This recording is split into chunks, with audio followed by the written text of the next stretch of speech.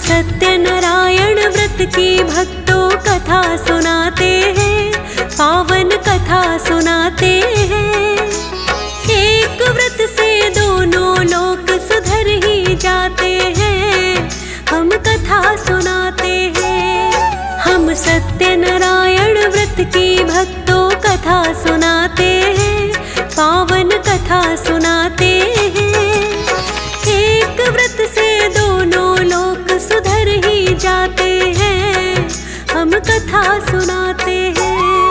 श्री विष्णु जी का कथन है, ये व्रत बड़ा पावन है। श्री विष्णु जी का कथन है, ये व्रत बड़ा पावन है।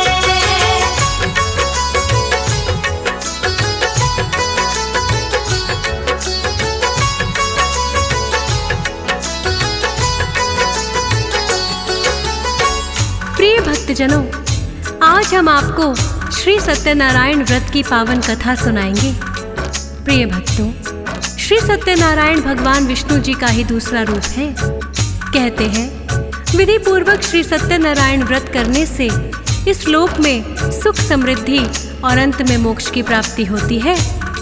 इस व्रत के करने से मानव के समस्त पापों का नाश होता है एवं जीवन में किसी प्रकार की कठिनाई नहीं आती।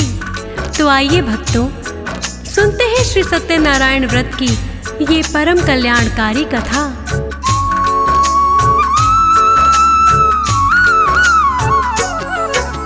ऋषि मुनियों की तपोभूमि है नैमिषारण्य वन, जिसमें 88,000 मुनि करते थे हरि सिमरन। महर्षि सूत जी का आश्रम भी नैमिषारण्य वन में, प्राप्त करते थे मुनि सब जो इच्छा मन में। एक दिन सूत जी के आश्रम में ऋषि शौनक आए और सभी ऋषि मुनियों को भी अपने संग लाए। शौनकादि ऋषियों ने सूत जी से ये पूछा है, प्रबल हमारे मन में आज एक हुई बड़ी इच्छा है। क्या इच्छा है सूत जी उनसे पूछना चाहते हैं, पावन कथा सुनाते हैं। एक व्रत से दोनों लोक सुधर ही जाते हैं, हम कथा सुनाते हैं। श्री विष्णु जी का कथन है, ये व्रत बड़ा पावन है। श्री विष्णु जी का कथन है, ये व्रत बड़ा पावन है।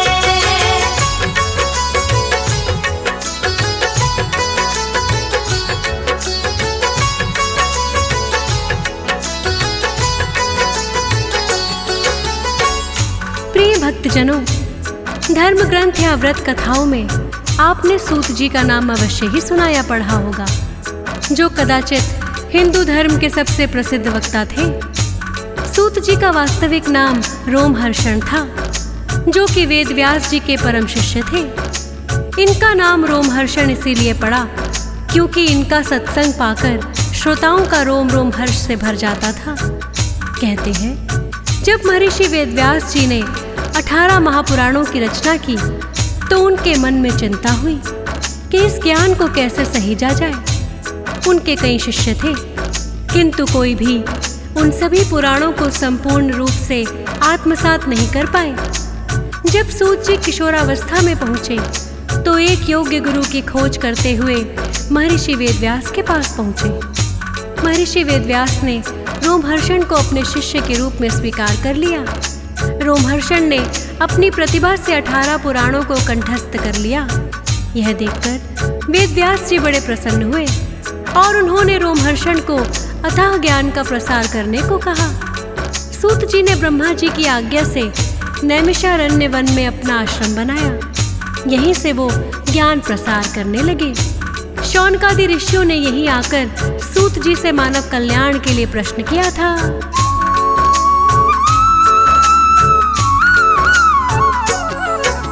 लगे पूछने सूत जी इच्छा अपनी आप बताए। ऋषि शौनक ने प्रश्न किया जो सब मुनियों को लाए। कलयुग काल में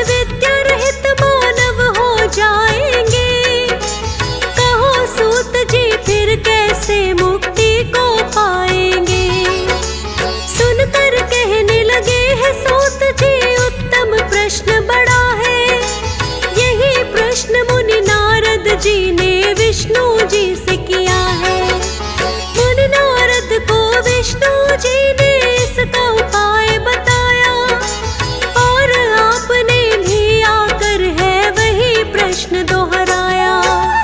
वही दोहराऊंगा मैं जो विष्णु जी बताते हैं, पावन कथा सुनाते हैं।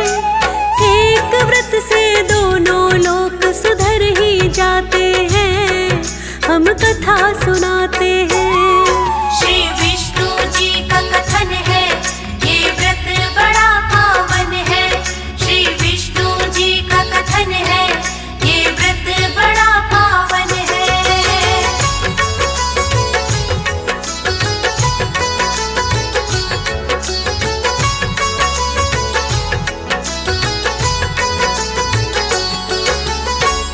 प्रिय भक्तजनों, शौनकादि ऋषियों की बात सुनकर सूत जी बोले, हे वैष्णवों में पूज्य, आपने सभी प्राणियों के हित की बात पूछी है। मैं एक ऐसे श्रेष्ठ व्रत को आपको बताऊंगा जिसके बारे में मुनि नारद जी को स्वयं लक्ष्मी नारायण जी ने बताया था। क्योंकि एक बार मुनि नारद अनेकों लोकों में विचरण करते हुए मृत्यु लोक आए, और उन्होंने अनेक योनियों में जन्मे प्रायः सभी मनुष्यों को अपने कर्मों द्वारा अनेक दुखों से पीड़ित देखा। उनका दुख देखकर नारद जी सोचने लगे कि कैसा यत्न किया जाए जिसके करने से निश्चित रूप से मानव के सभी दुखों का अंत हो जाए। इसी प्रकार मनन करते हुए वो विष्णु लोक आए, और उन्होंने विष्णु जी से कहा, हे भगवान, आप अत्यंत शक्ति से संपन्न हैं, मन तथा वाणी भी आपको नहीं पा सकती। आपका आदि मध्य तथा अंत कुछ भी नहीं। निर्गुण स्वरूप शक्ति के कारण भक्तों के दुखों को हरने वाले हैं। आपको मेरा नमस्कार है। नारद जी की स्तुति सुनकर विष्णु जी बोले, हे मुनि श्रेष्ठ, आपके मन में क्या प्रश्न है? निसंकोच मुझसे कहे। इतना सुनकर मुनि नारद कहने लगे, हे नाथ, आप मुझ पर दया रखते हैं, तो बताइए कि मनुष्य थोड़े से प्रयास से ही दुखों से कैसे छुटकारा पा सकता है। इतना सुनकर श्री हरि विष्णु जी कहने लगे, हे मुनिवर, आप सदैव ही मानव हित का कल्याण चाहते हैं, अतः मैं आपका ये प्रश्न सुनकर एक उत्तम व्रत के बारे में बताऊंगा।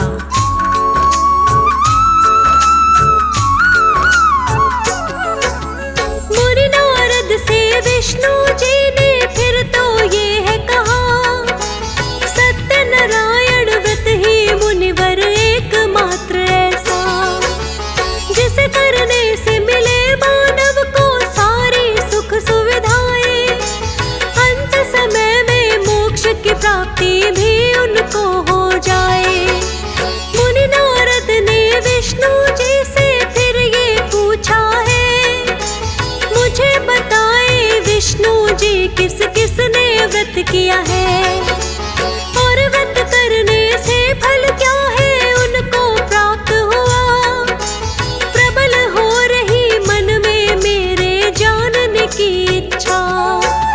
मुनि नारद को फिर विष्णु जी ये बतलाते हैं, पावन कथा सुनाते हैं। एक व्रत से दोनों लोक सुधर ही जाते हैं, हम कथा सुनाते हैं। श्री विष्णु जी का कथन है, ये व्रत बड़ा पावन है। श्री विष्णु जी का कथन है, ये व्रत बड़ा पावन है।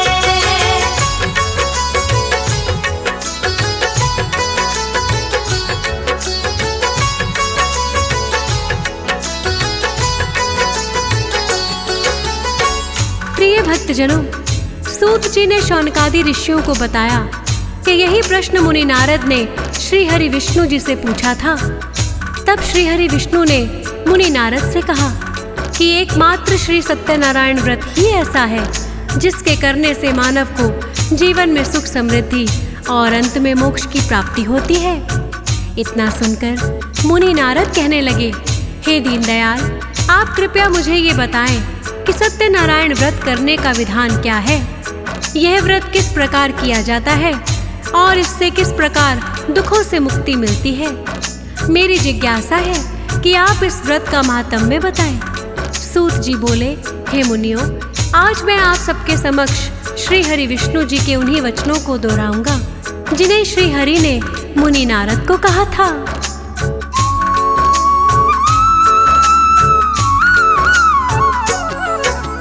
दुख और शोक को हरने वाला व्रत ये उत्तम है, विधि पूर्वक जो करते हो कर धर्म परायण है।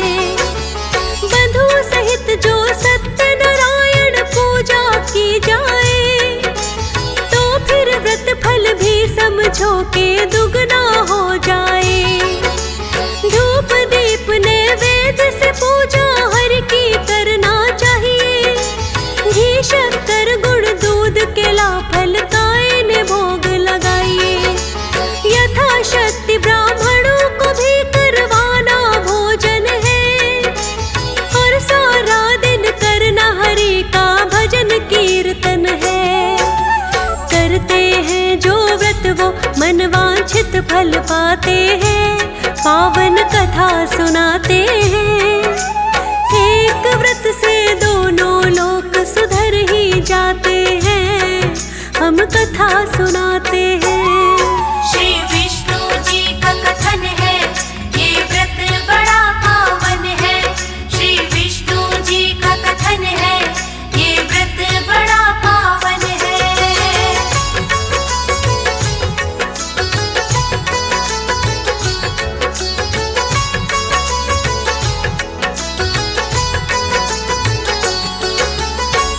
प्रिय भक्तजनों, सूत जी ने शौनकादि ऋषियों को बताया कि श्री विष्णु ने स्वयं नारद जी को कहा था कि मानव को भक्ति व श्रद्धा के साथ शाम को श्री सत्यनारायण की पूजा धर्म परायण होकर बंधु बांधवों के साथ करनी चाहिए।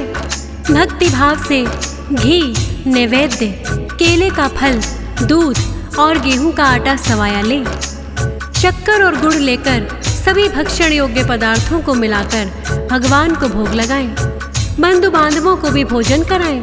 इसके बाद स्वयं भोजन करें। भजन कीर्तन के साथ ही भगवान की भक्ति में लीन हो जाएं। इस तरह से सत्यनारायण भगवान का व्रत करें। इस व्रत करने से मनुष्य की सारी इच्छाएं निश्चित रूप से पूरी होती हैं। इस कालिकाल में मृत्यु लोक में मोक्ष का यही सरल उपाय है।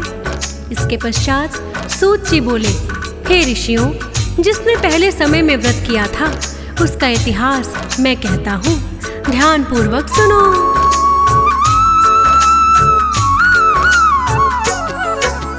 काशीपुरी नगरी में रहता था एक निर्धन ब्राह्मण। निर्धन होकर भी वो तो था बड़ा ही धर्म परायण। भूख प्यास से व्याकुल वो धरती पर भटक रहा। विष्णु जी को उस ब्राह्मण पर आई बड़ी दया। विष्णु जी ने वृद्ध ब्राह्मण वेश किया धारण। आकर पूछा उस ब्राह्मण से भटकने का क्या कारण। बोला ब्राह्मण, मैं हूँ निर्धन तब ही भटकता रहता। मांग मांग कर भिक्षा अपना गुजर बसर में करता। विष्णु जी फिर उसको एक उपाय बताते हैं, पावन कथा सुनाते हैं।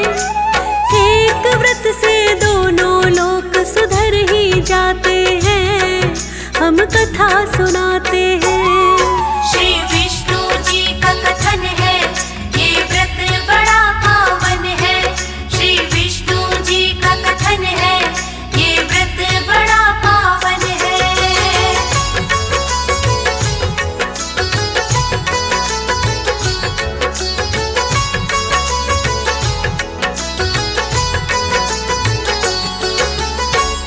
प्रिय भक्तजनों, सूत जी ने कहा कि विष्णु जी ने एक वृद्ध ब्राह्मण का वेश बनाकर उस निर्धन ब्राह्मण को बताया कि तुम विधि विधान से श्री सत्यनारायण व्रत करो, तुम्हारी सभी कठिनाइयां दूर हो जाएंगी।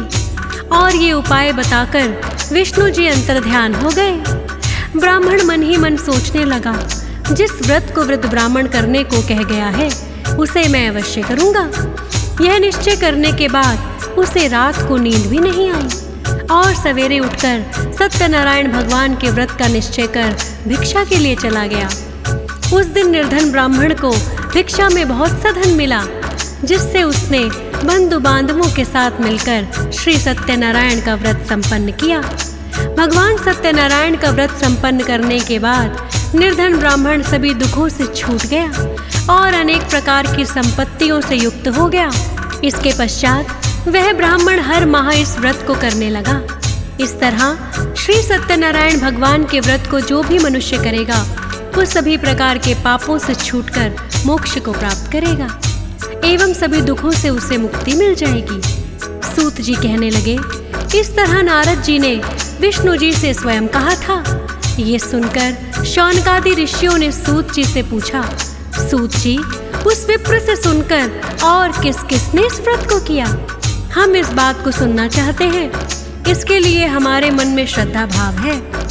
तो सूत जी कहने लगे, एक बार वही ब्राह्मण धन व ऐश्वर्य के अनुसार बंधु बांधवों के साथ व्रत करने को तैयार हुआ था।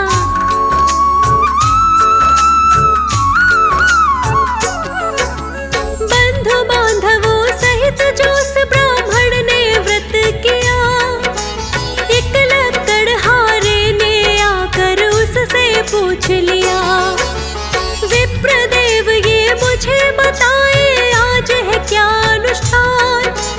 ब्राह्मण ने लकड़हारे को सब कुछ किया बखान।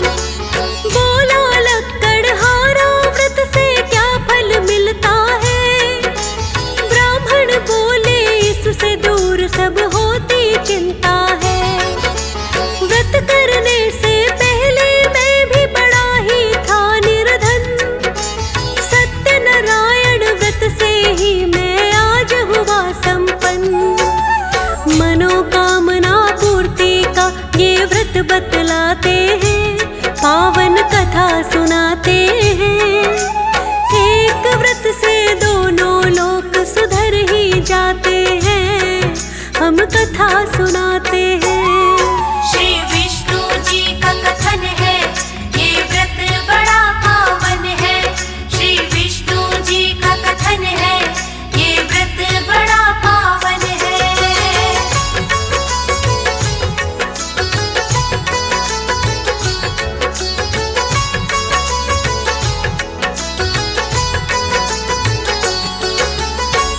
प्रिय भक्तजनों, सूत जी ने कहा कि उस लकड़हारे ने जब पूछा तो ब्राह्मण ने उस लकड़हारे को इस व्रत की महिमा बताई। ब्राह्मण के मुख से सत्यनारायण व्रत का महात्म्य जानकर लकड़हारा बड़ा ही प्रसन्न हुआ।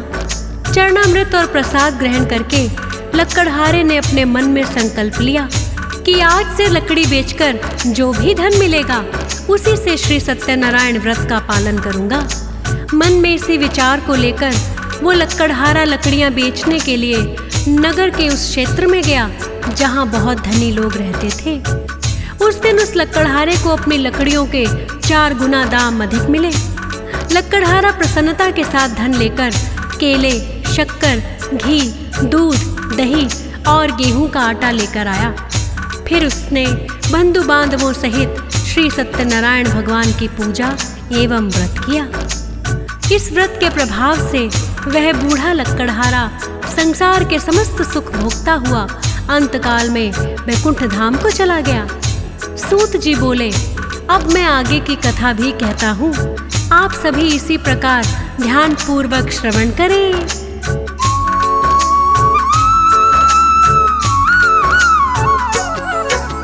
कुल का मुख नामक एक राजा बड़ा था बुद्धिमान, सत्य वक्ता और जितेंद्रिय निर्धनों को दे दान। कमल मुखी पत्नी थी उसकी सती साध्वी नारी, धर्म परायण थी वो भी और नित्य ही आज्ञाकारी।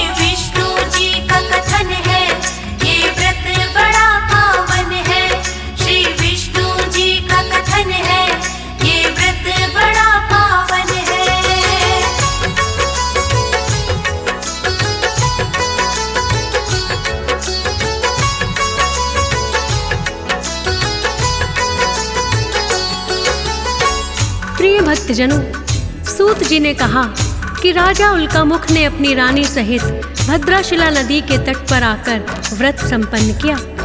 उसी समय साधु नामक एक व्यापारी वहां आया और भक्तिभाव से पूर्ण होकर पूछने लगा, हे राजन, आप क्या कर रहे हैं? मैं सुनने की इच्छा रखता हूँ। साधु की बात सुनकर राजा उल्कामुख बोला, हे साधु, अपने बंधु बांधवों और रानी सहित पुत्र प्राप्ति के लिए मैं श्री सत्यनारायण व्रत कर रहा हूँ। राजा के वचन सुनकर साधु आदर सहित बोला, हे राजन, मुझे इस व्रत का सारा विधान कहिए। आपके कथनानुसार मैं इस व्रत को करूँगा।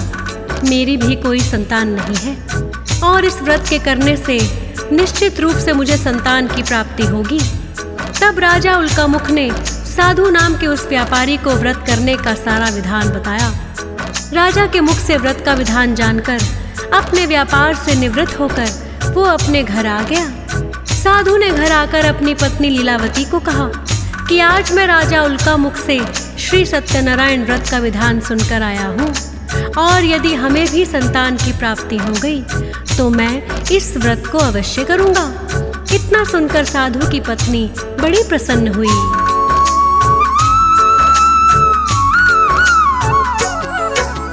प्रसन्न हुई है बड़ी ही सुनकर पत्नी लीलावती।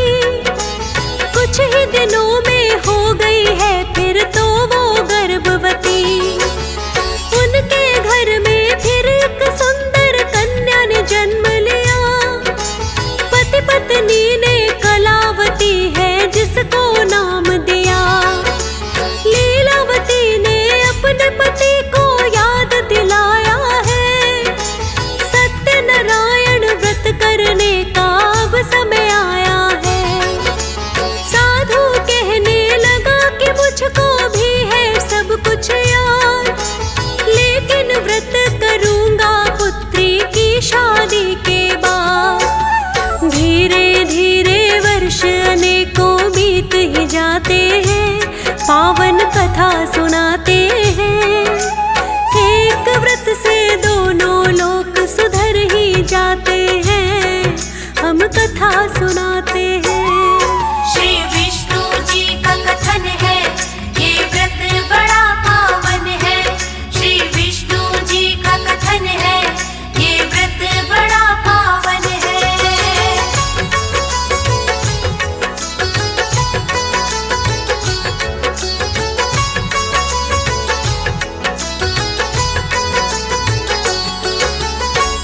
प्रिय भक्तजनों, सूत जी बोले कि साधु को जब उसकी पत्नी ने पुत्री के जन्म के पश्चात याद दिलाया तो साधु कहने लगा, हाँ, मुझे सब कुछ याद है, लेकिन मैं श्री सत्यनारायण का व्रत कलावती की शादी के पश्चात करूंगा। इस प्रकार अनेकों वर्ष बीत गए और अब कलावती विवाह योग्य हो गई थी।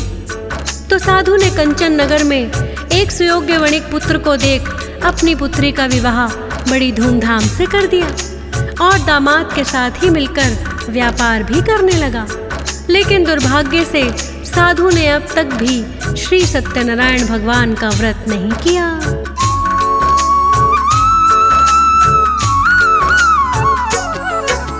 वो दामाद सहित व्यापार में इतना व्यस्त हुआ, सत्यनारायण व्रत करना है याद ही नहीं रहा। दोनों ने मिलकर के इतना बढ़ा लिया व्यापार, धन संपदा की होने लगी जिससे घर में भरमार।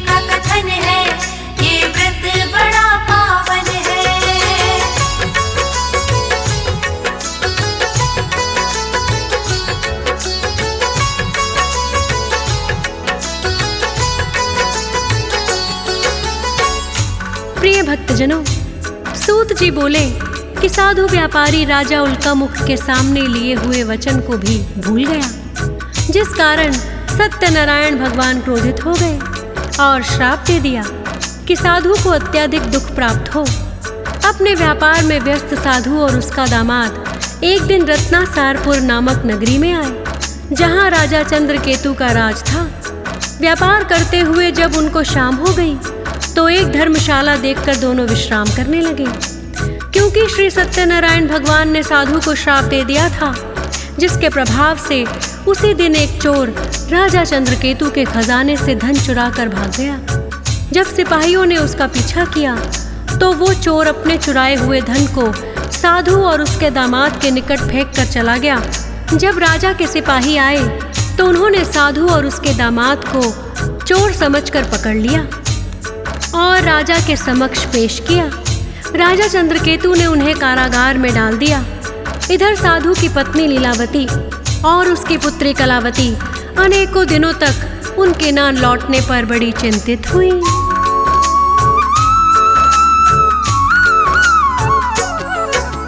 पति और दामाद लौट कर जब नहीं आए हैं, लीलावती को उन दोनों की चिंता सताए है। और फिर एक दिन उनके घर में चोरी हो गई। धन संपदा थी जितनी घर में वो भी नहीं रही।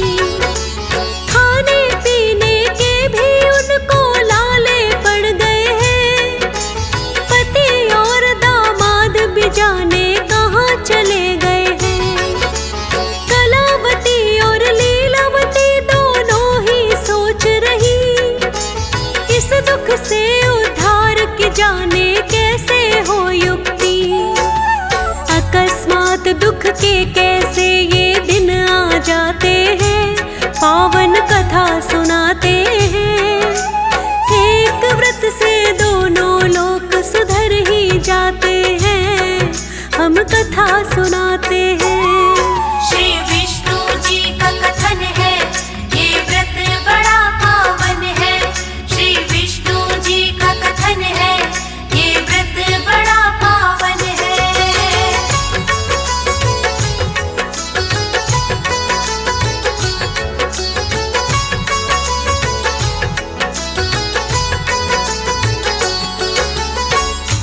प्रिय भक्तजनों, सूत जी कहने लगे कि इधर साधु और उसका दामाद राजा चंद्रकेतु की कारागार में बंद हो गए और उसके घर से भी चोर सारा धन चुरा कर ले गए। शारीरिक और मानसिक पीड़ा से युक्त लीलावती और कलावती को कोई उपाय नहीं सूझ रहा था।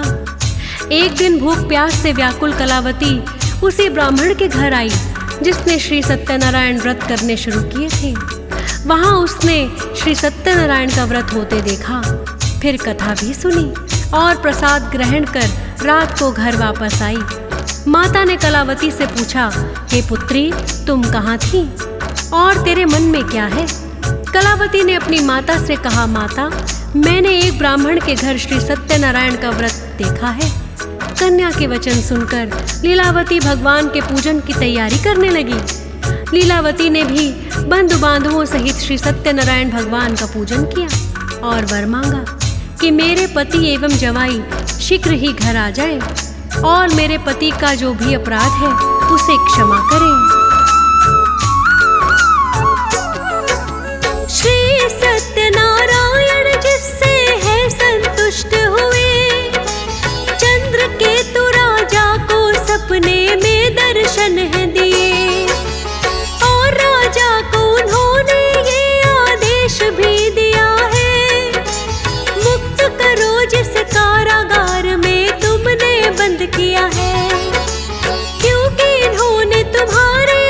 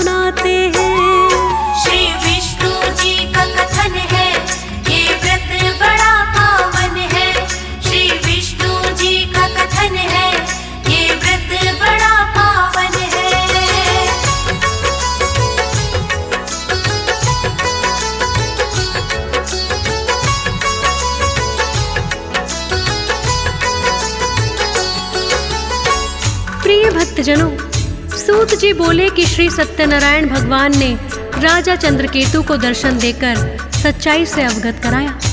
प्रातःकाल दोनों को सभा में बुलवाकर राजा ने मधुर वाणी में कहा कि हे महानुभावों, भाग्यवश तुम्हें ऐसा कठिन दुख प्राप्त हुआ, किंतु अब तुम्हें कोई भय नहीं है। ऐसा कहकर उन दोनों को राजा ने नए वस्त्र और आभूषण भी पहनाए और जितना धन उनका लिया था उससे 2 गुना धन वापस कर दिया। अब दोनों अपना धन लेकर घर की ओर नाव में सवार होकर चल दिए। सूत जी कहने लगे, श्री सत्यनारायण भगवान ने साधु की परीक्षा लेने के लिए एक दंडी का रूप धारण किया और साधु से पूछने लगे कि तुम्हारी नाव में क्या है। तो साधु हंसकर कहने लगा, आप क्यों पूछते हो? क्या धन लेने की इच्छा है? मेरी नाव में तो पत्ते और बेल भरे हुए हैं। साधु के कठोर वचन सुनकर दंडी कहने लगे, तुम्हारा वचन सत्य हो। इतना कहकर दंडी रूपधारी श्री सत्यनारायण भगवान कुछ दूर जाकर समुद्र के किनारे बैठ गए।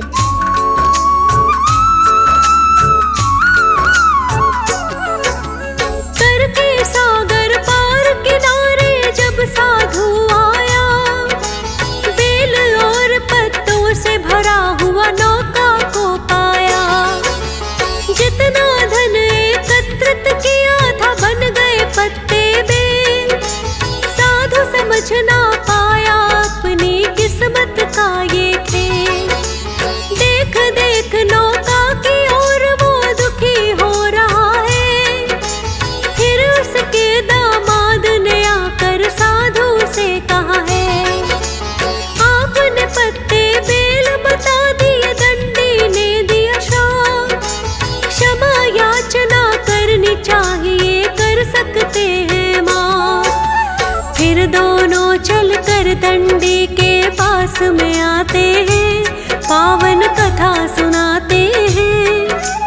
एक व्रत से दोनों लोग सुधर ही जाते हैं, हम कथा सुनाते हैं। श्री विष्णु जी का कथन है, ये व्रत बड़ा पावन है। श्री विष्णु जी का कथन है, ये व्रत बड़ा पावन है।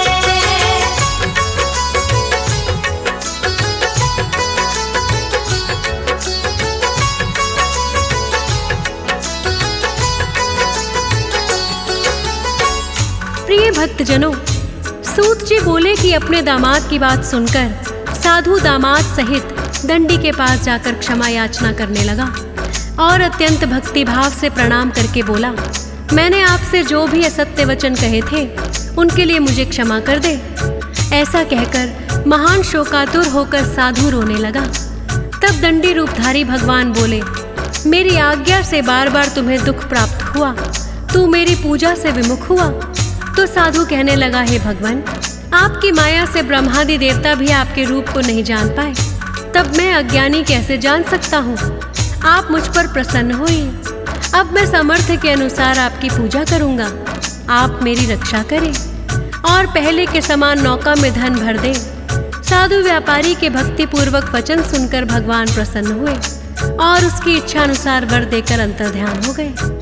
अब दोनों ससुर और दामाद अपना धन लेकर अन्य साथियों के साथ सत्यनारायण भगवान का पूजन करने लगे। जब नगर के नजदीक पहुंचे तो दूत ने जाकर घर पर सूचना दे दी। उस समय लीलावती सत्यनारायण भगवान का पूजन कर रही थी। उसने प्रसाद ग्रहण किया और पुत्री कलावती से कहा कि मैं अपने पति के दर्शन के लिए जाती हूँ, तुम भी प्रसाद ग्रहण करके शीघ्र आ जाना। माता के ऐसे वचन सुनकर कलावती जल्दी में प्रसाद छोड़कर अपने पति के पास चली आई। प्रसाद की अवज्ञा के कारण भगवान रुष्ट हो गए और नाव सहित उसके पति को पानी में डुबो दिया। कलावती अपने पति को ना पाकर रोती हुई जमीन पर गिर पड़ी।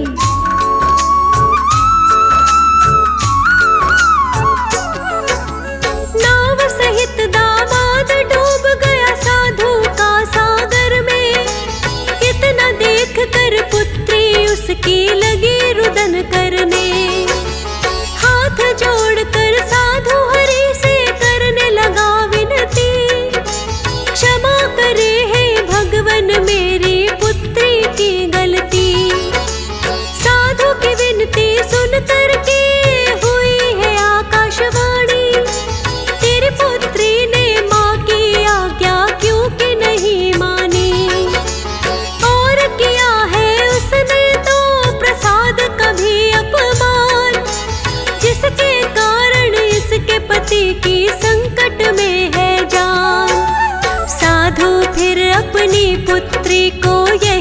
बताते हैं, पावन कथा सुनाते हैं।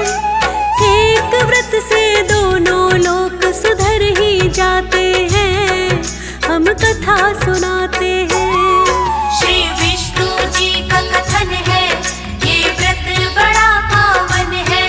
श्री विष्णु जी का कथन है, ये व्रत बड़ा पावन है।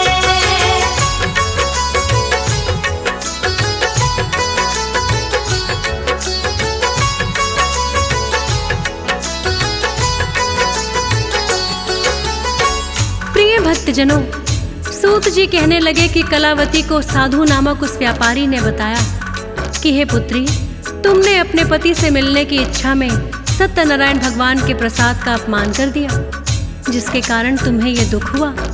अति शीघ्र जाओ और भगवान सत्यनारायण से क्षमा याचना करके प्रसाद ग्रहण करो। कलावती ने वैसा ही किया।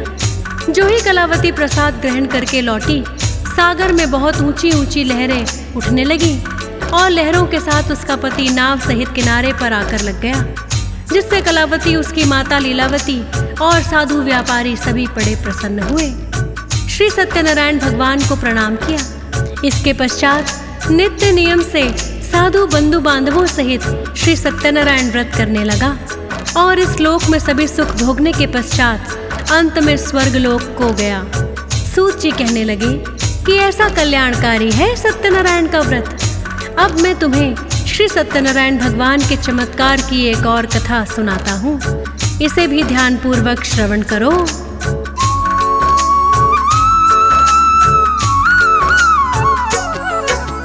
प्राचीन काल में तुंगध्वज नामक राजा हुआ करता, पुत्र के जैसे जो अपनी प्रजा का पालन करता।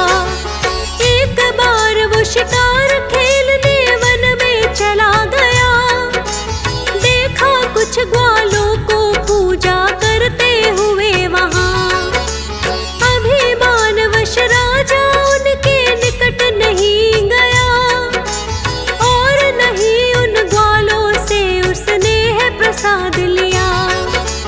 जो ही नगर में राजा वन से वापस आया है, उजड़ी हुई अपनी सारी नगरी को पाया है। श्री सत्यनारायण क्योंकि रुष्ट हो जाते हैं, पावन कथा सुनाते हैं।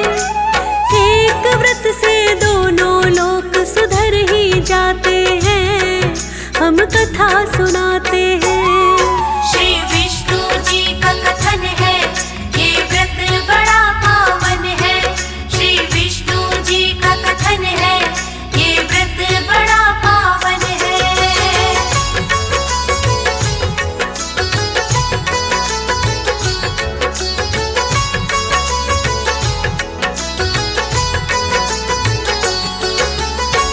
प्रिय भक्तजनों, सूत जी बोले, राजा तुंगध्वज द्वारा प्रसाद का अपमान करने से सत्यनारायण भगवान रुष्ट हो गए। जब राजा शिकार करके वापस लौटा तो उसने अपनी सारी ही नगरी को उजड़ा हुआ पाया। राजा तुंगध्वज समझ गया कि ये मेरे अभिमान के कारण हुआ है, जो मैंने श्री सत्यनारायण भगवान के प्रसाद का अपमान कर दिया था। तत्काल ही राजा लौटकर वन में गया और विधिपूर्वक पूजा करके उन ग्वालों से प्रसाद ग्रहण किया एवं मन में निश्चय किया कि मैं भी विधिपूर्वक श्री सत्यनारायण भगवान की पूजा व्रत अवश्य करूंगा। प्रसाद ग्रहण और पूजा पाठ करने के पश्चात जब राजा नगरी में लौटा तो सारी नगरी को सकुशल पाया। इसके पश्चात राजा तुंगध्वज भी बंधु बांधवों सहित श्री सत्यनारायण व्रत करने लगा और दीर्घकाल तक सभी सुख भोगने के पश्चात मरणोपरांत स्वर्ग लोक को गया। जो मनुष्य इस परम दुर्लभ व्रत को करेगा, उसे भगवान सत्यनारायण की अनुकंपा से धन धान्य की प्राप्ति होगी। इस व्रत से निर्धन भी धनी हो जाता है और भय मुक्त जीवन जीता है। संतानहीन मनुष्य को संतान का सुख मिलता है और सारे मनोरथ पूर्ण होते हैं तथा मानव अंतकाल में बैकुंठ को जाता है। सूत जी कहने लगे, मैंने आपको सत्यनारायण व्रत की महिमा बताई कि किस किस ने व्रत किया। अब तुम्हें इन सभी का अगला जन्म कहाँ हुआ वो बताता हूँ, ध्यान पूर्वक सुनो।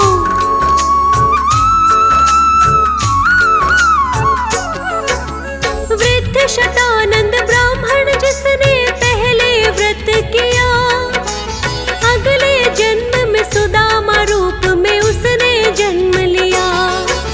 श्री कृष्ण का यार बना और मोक्ष की हुई प्राप्ति। श्री सत्यनारायण के व्रत में ऐसी है शक्ति। निषाद राज वो लक्कड़हारा बना अगले जन्म में। राम लखन सीता को लाया सरयू पार करने। तुंगध्वज नामक राजा ने दशरथ का जन्म पाया। मोर ध्वज बन करके साधु बनिया भी आया। अंत समय में ये सारे ही मोक्ष को पाते हैं, पावन कथा सुनाते हैं। एक व्रत से दोनों लोक सुधर ही जाते हैं, हम कथा सुनाते हैं। श्री विष्णु जी का कथन है, ये व्रत बड़ा पावन है। श्री विष्णु जी का कथन है, ये व्रत बड़ा पावन है।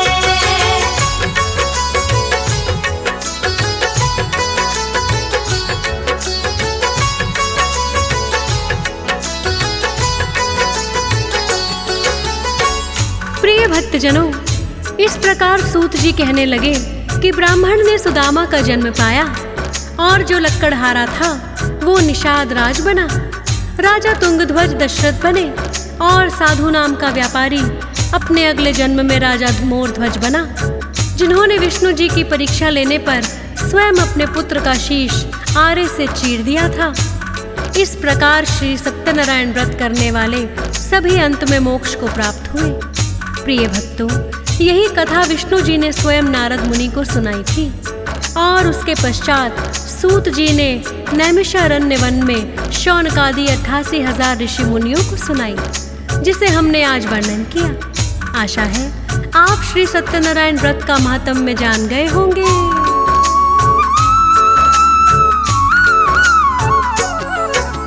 बंधु बांधवों सहित व्रत ये जो भी करता है, मनवांछित फल उन भक्तों को निश्चित मिलता है। व्रत ये करना चाहिए भक्तों होकर धर्म परायण। कृपा करेंगे सब भक्तों पर श्री सत्यनारायण। विष्णु जी ही सत्यनारायण सृष्टि पालन करता। हंस राज रिलहन भी व्रत ये श्रद्धा भाव से करता। चेतन शुक्ला ने सत्यनारायण कथा कर दिया वर्णन। फौजी सुरेश शब्दों में पिरोए करके शारदे सिमरन। श्रद्धा भाव से जो सुनते हरि कृपा को पाते हैं, पावन कथा सुनाते हैं।